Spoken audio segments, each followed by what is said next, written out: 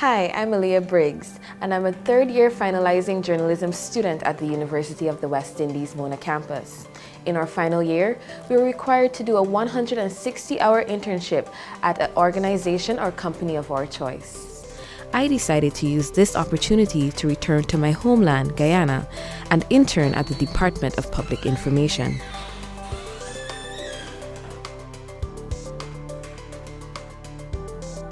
The Department of Public Information is the public relations arm of the government in Guyana. Throughout the 4 weeks, I mainly worked in the videography department,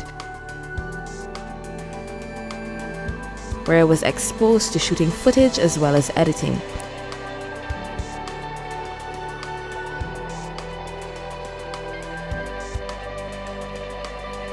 I wanted to use this internship opportunity to hone in and improve on my weakness, which was video editing.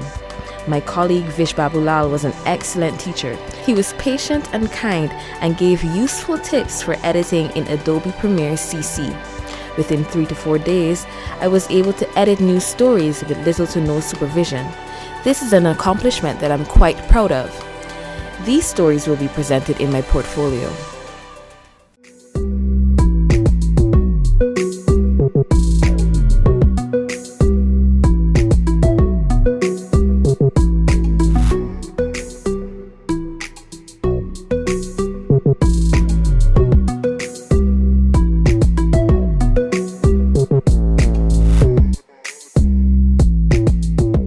It's January 23, 2019, here in beautiful Guyana. I'm Aliyah Briggs, and welcome to InfoHub. Here are the headlines.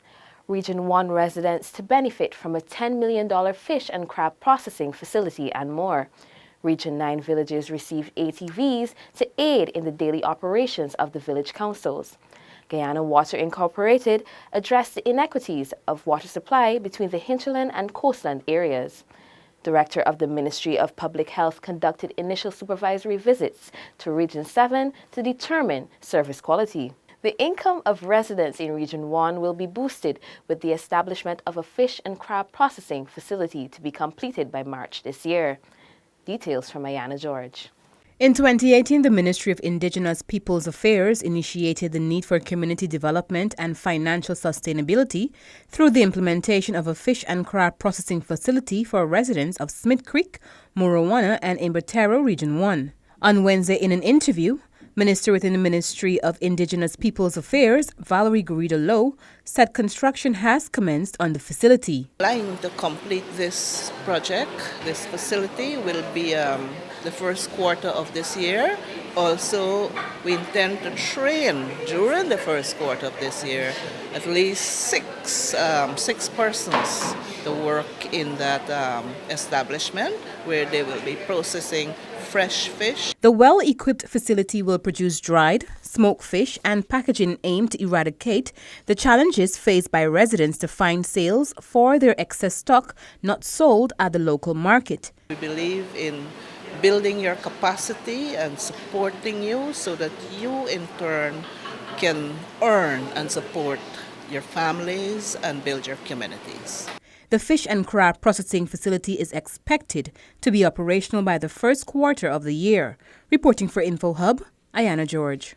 On January 11, the Rukamuta and Tipiru villages in the Karasabay Subdistrict Region 9 received all-terrain vehicles to aid in the daily operations of the village councils. Details in this report. The ATVs, one each, were handed over by Minister of Indigenous Peoples Affairs, Sidney Alicock, during an outreach on Friday last to the two communities. The minister stressed the importance of proper maintenance of the community assets and the need to ensure all residents benefit from their use. I would like to hand over to you this ATV to assist you in the development of your community. And I do hope that this will strengthen your relationship between all the members of the community so that the purpose of this vehicle will be well served to each and every one of your villages and even outsiders, other villages. So I want to thank you very much for accepting this. Rokomoso and Tipiru are remote communities located in the South Pacaraima Mountains. These communities are accessed by rocky trails, hence the ATVs are best suited for the 2,000 councillors to travel to Karasabai during emergency cases to conduct business and attend meetings and workshops. InfoHub spoke to the 2,000 who expressed gratitude to the government for the vehicle. I'm very, very proud about this, what the government has given to us, and I think that the villagers villagers of my community will be able to work with me and together with the council, and I'm glad that the minister is here. I think I'll try my best to maintain it, work with my villagers. I try my best to use it. Well, it will be useful for me. It will be more faster to go down to Karasabay to meet my DDU, my CDU during emergency calls and so forth. Last month, the communities of Arnaputa, St. Ignatius and Sawariwao, also in Region 9, received tractors and trailers each to boost the community agriculture initiatives. Under the ministry's 2019 capital program, the sum of $64.7 million was allocated in the national budget to purchase boats and engines, ATVs, buses, tractors and trailers, and off-road vehicles for hinterland communities. Seneca Thorne, InfoHub. On January 4, newly sworn-in Member of Parliament Barbara Patricia Pilgrim said her main goal is to ensure all Guyanese benefit from equal opportunities in keeping with the government's commitment of the good life. Neola Damon has this report. I've always been a member of the People's National Congress and not a backbench member, a very active member. In Region 6, I try to bring people together. That is what I plan to do, so that we could move Guyana forward. Everyone must benefit. That's what I'm working to, sort of unifying everybody. Because this is Guyana, we all belongs here, and we all need to benefit from whatever resources there are. The MP said that Region 6 is widely known for agriculture, hence moving forward she intends to pursue intensified improvements.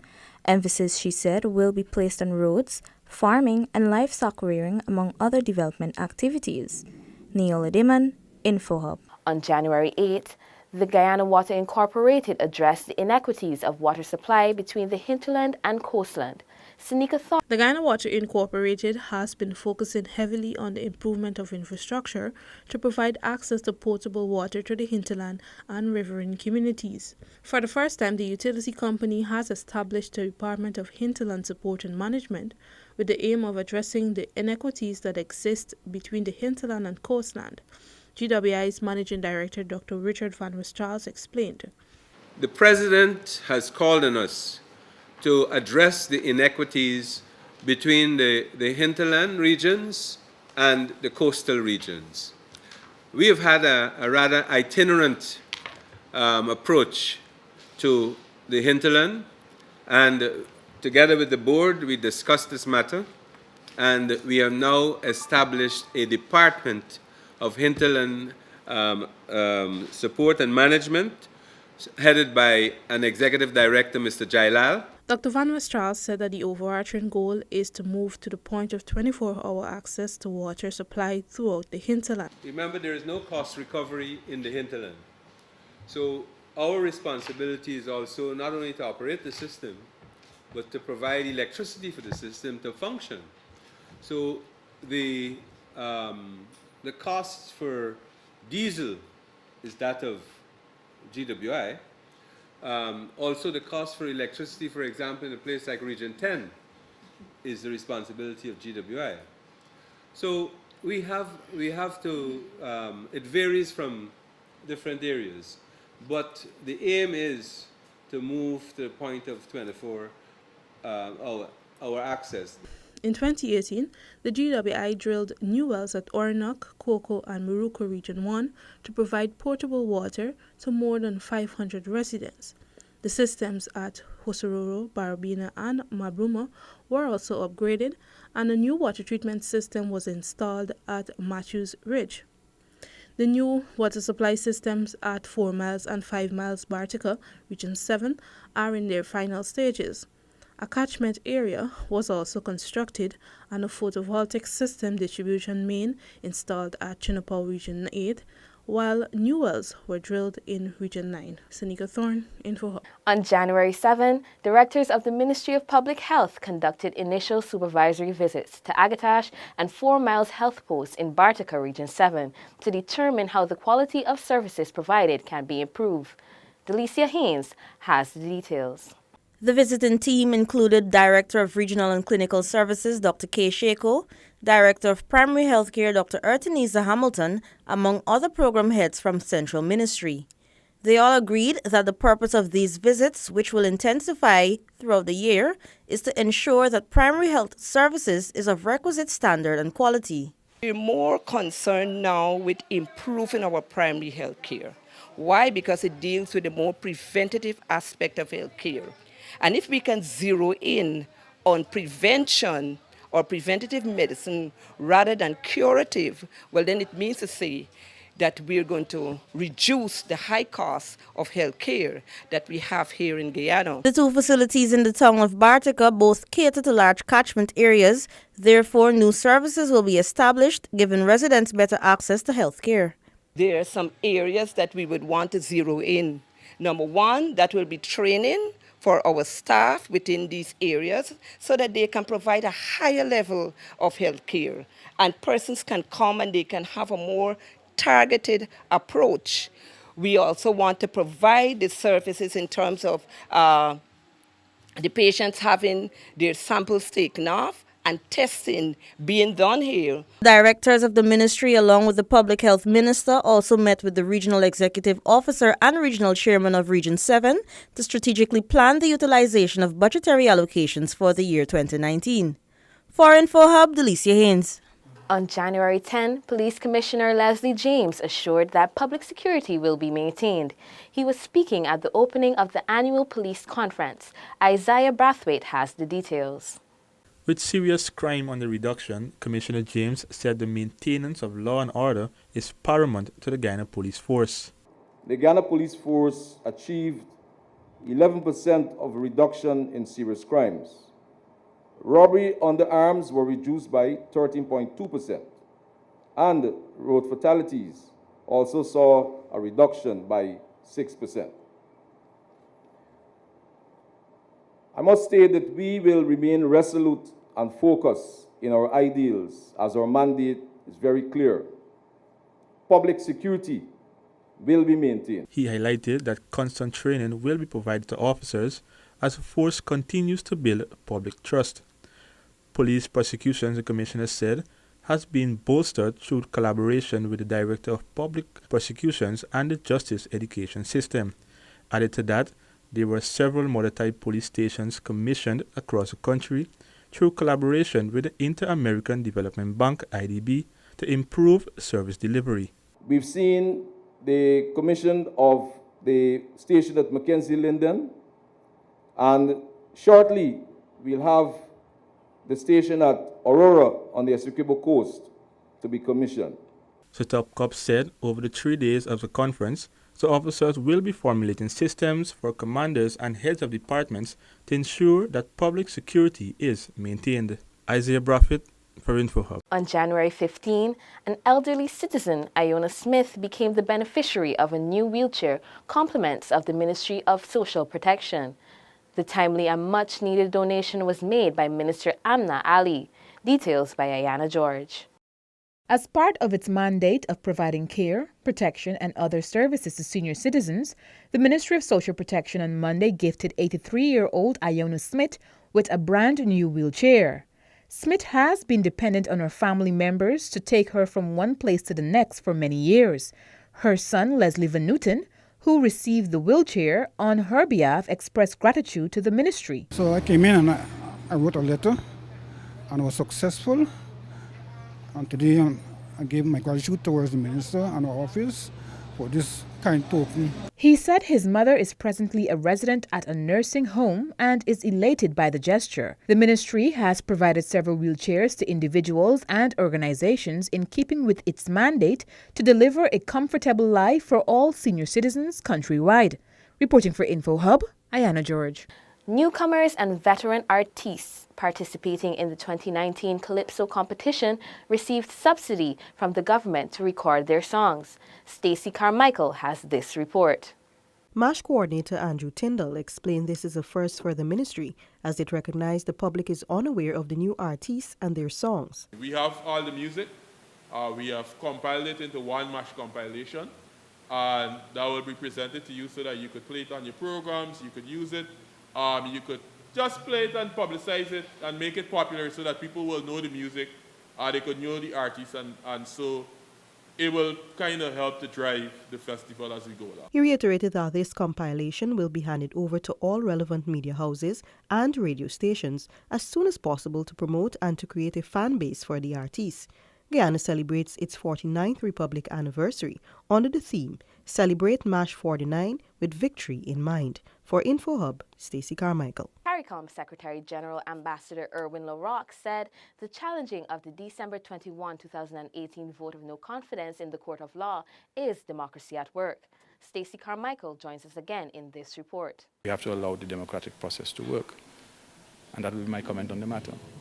We've been observing, we've been looking and watching on, but the democratic process is at work. CARICOM Secretary General Ambassador Erwin LaRocque. The ambassador said the matter is before the courts and should be allowed to run its course.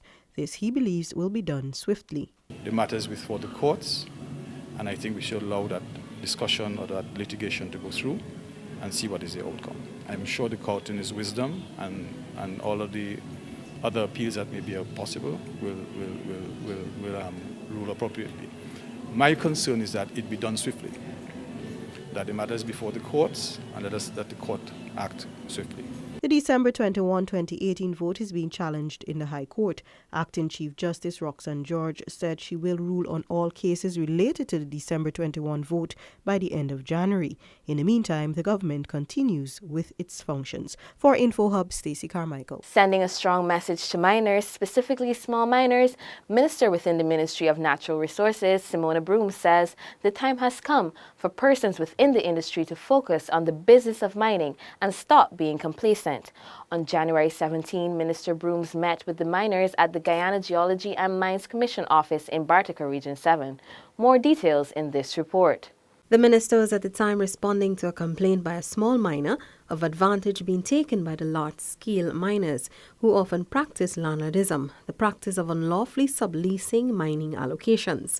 However, the minister was quick to respond, stating that the time has come for miners to take responsibility. I think it at the stage where small miners, if you in the business and you're in business seriously, you have to weigh your options, and the opportunities are there. Move from the complacency and complaining into mining because the land is for you. The minister explained that a greater percentage of miners would access land, but because of issues with financing, they often allow other parties to mine and they collect the money, yet report that their dredge was parked.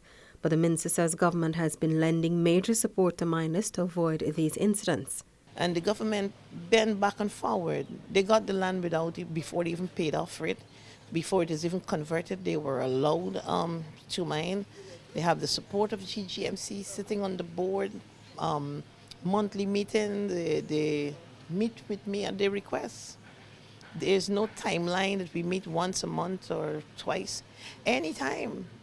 I have an open door policy because, the challenges of the smaller miners is different. So sometimes they would need your guidance and support. And since the initiative, I was overseeing the initiative, I had an open door policy on that. Acknowledging that there are challenges at every level, the minister noted that the bigger miners have their share as well, but that government would not sit back and allow bullying and landlordism to take place. She urged small miners to also not practice these tactics. Reporting for InfoHub, Felicia Valenzuela. Once considered a dying art form in Guyana, The resuscitation of the steel ban is one decision that both the government and the public appreciate and continue to push forward, especially during Mashramani. Here is Felicia Valenzuela with that report. In the early 50s, every community had a steel ban, a movement that took the country by storm. However, over time, steel ban became a pastime due to the way the bands were organized. Mashramani coordinator Andrew Tyndall explained.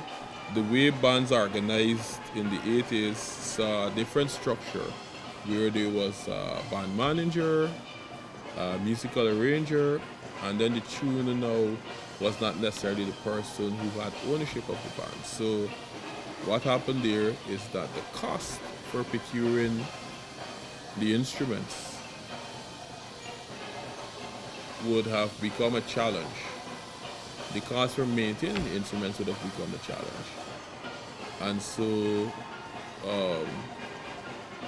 you saw kind of like a decline in the number of bands, and as a result, a decline in the interest in the art form. The Mashramani coordinator credits the resuscitation of the art form on the country's hosting of the 2008 CARIFesta. A deliberate effort was made to resuscitate the art form. And this was done through the mass procurement of instruments and the formation of a 100-piece National Steel Orchestra for CARIFesta 10. In addition to that, the joint services also procured and established a 100-strong band as well. And I think the spin-off from that is that there was a renewed interest in the art form by former players, by current players, and by persons who were impressed by what they saw at CARIFesta. Since then, the government has been partnering with Republic Bank to host the Steel Band Panorama competition. This led to the provision of instruments and instructors in schools across the country to teach youths how to play. You can enjoy this art form through the Mashramani slated activities such as the Steel Band Panorama competition, Republic Bank Steel Band Panorama minor categories, and the Chutney Dance competition, among others. Reporting for InfoHub, Felicia Valenzuela. Minister Valerie Adams Patterson Yearwood says every Guyanese should own a piece of land. More in this report. Minister within the Ministry of Communities met with squatters at Plantation Bell West Canal No. 2 West Bank, Demerara, to discuss her ministry's plans for regularization. The meeting follows one in December 2018 and a commitment given to the squatters by the minister. They came and they were very honest with what they said. And they admitted that they should not have squatted in the first place, and I appreciated that. So I promised them that I'm going to come, see where they are, and let's look at how we can help. And that's the reason why I'm here today. What I saw, I think housing can definitely work with them. A follow-up meeting for the application process to take place is scheduled for Wednesday next. Minister Adams Yearwood also urged the squatters to safeguard against duplication of applicants from the same household, as well as overnight squatters seeking to benefit from this initiative. Don't allow anybody else to come and start putting down anything. The minute you see that, report to us. Because if you don't, and people come and put down houses, little shacks all over, we cannot regularize you. While the Central Housing and Plan Authority continues to move apace to curb squatting, the agency has allocated approximately 211 regularized squatter plots for 2018, and through its Adequate Housing and Home Improvement Subsidy project is aiding citizens who find it difficult constructing their own homes. For InfoHub, Felicia Valenzuela. With the February deadline for applications drawing closer, residents of Georgetown and its environs today took full advantage of the home improvement subsidy and the core home support offered by the Central Housing and Planning Authority. Alexis Rodney has our final report. The team, including Minister within the Ministry of Communities Valerie Adams Yearwood, met with the large crowd at the Starbuck Market Square. Minister Adams Yearwood said the initiative, funded by the Inter-American Bank, will certainly provide a better life for low-income earners and their families. So rather than we wait for them to come to us, we are coming to the people. And that has always been a strategy of Central Housing and Planning Authority.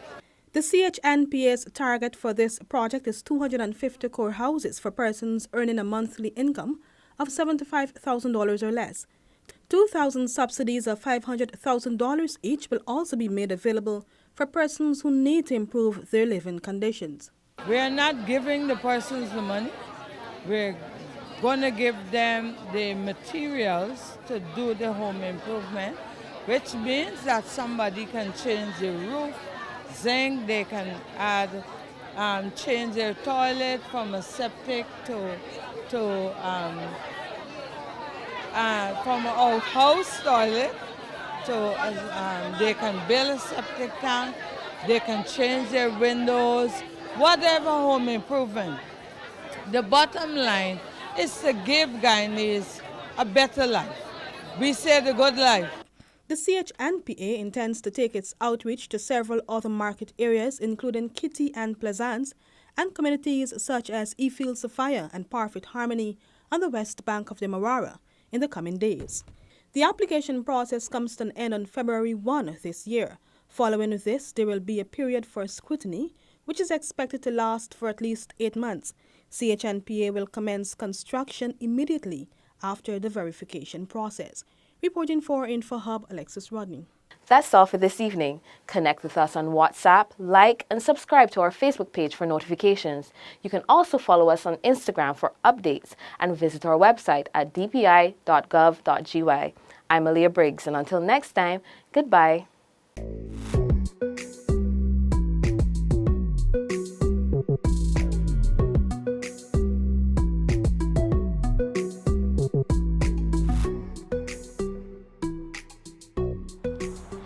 In closing, I hope you all enjoyed my presentation. Do visit Guyana. It's a beautiful country filled with beautiful people and many hidden gems and wonders.